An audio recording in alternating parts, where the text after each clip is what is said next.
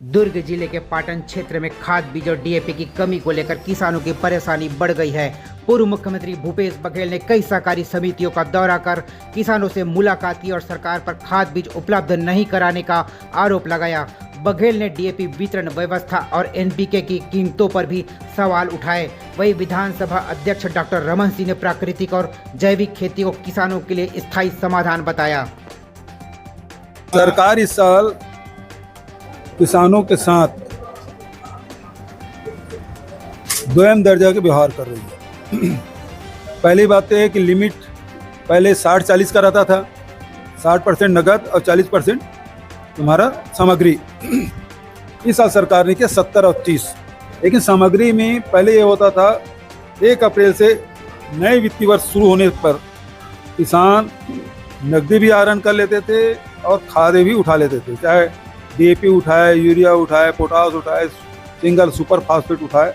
तो ये किसानों के धान उत्पादन न हो, ये व्यवस्था सरकार ने कर दी। दूसरा, डीएपी की जगह वो एनपीके दे रहे हैं, तो यूरिया, पोटास और फास्फोरस यदि इसकी कीमत यदि अलग अलग निकाले तो उसमें कम से कम 240 रुपये का अंतर आ रहा है। एनपीके में ज़्यादा ले रहे हैं किसानों से, ये लूट है। तो लूटने का काम सरकार कर रही है और दूसरी तरफ किसानों का उत्पादन न हो, ये पूरा षड्यंत्र चल रहा है। अभी तक के किसान धान बीज के लिए और खाद के लिए भटक रहे हैं। तो ये कुल मिला के ये है कि कृषि उत्पाद कम हो, ये षड्यंत्र सरकार के द्वारा किया जा रहा है। इसका मुख्य कारण ये है कि जो डीएपी और जो यूरिया है, ये कहते हैं युद्ध के कारण से प्रभावित हो रहा है।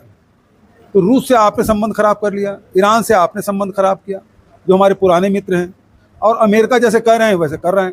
अमेरिका के दबाव में ही किसानों को खाद नहीं मिल रहा है, उसके षड्यंत्र कारण, क्योंकि अभी अमेरिका के लोग आने वाले हैं और उसमें एग्रीकल्चर में एग्रीमेंट करने वाले भारत सरकार के साथ, और जो अमेरिका का जो कृषि उत्पाद है वो हिंदुस्तान आएगा।